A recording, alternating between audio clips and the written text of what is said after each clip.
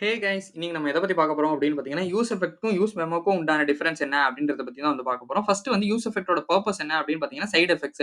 So நம்ம ஏபிஐலாம் ஏதாவது கால் பண்றோம் அப்படின்னா, அந்த மாரி விஷயத்துக்கு நம்ம வந்து யூஸ் எஃபெக்ட்ட வந்து யூஸ் பண்ணிக்கலாம். ஸோ யூஸ் மெமோக்கு உண்டான பர்ப்பஸ் என்ன அப்படின்னு பார்த்தீங்கன்னா, வேல்யூஸ வந்து மெமரைஸ் பண்ணி வச்சுக்கிறது.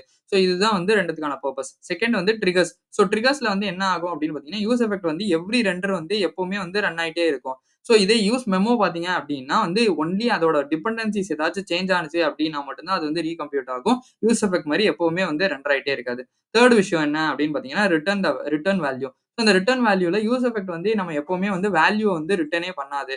ஸோ இதே யூஸ் மெமோல பார்த்தீங்க அப்படின்னா, நம்ம மெமரைஸ் பண்ணி வச்சிருக்கிற வேல்யூ வந்து அது ரிட்டர்ன் பண்ணும். ஸோ இதுதான் வந்து யூஸ் எஃபெக்ட்க்கும், யூஸ் மெமோக்கும் உண்டான வித்தியாசம். இத பத்தி நம்ம டீடைல்டா வந்து நேத்து வீடியோல வந்து பேசியிருந்தோம். நீங்க பார்க்கல அப்படின்னா, நான் அத ரிலேட்டட் வீடியோல குடுக்குறேன். அத மறக்காம செக் பண்ணி பாருங்க.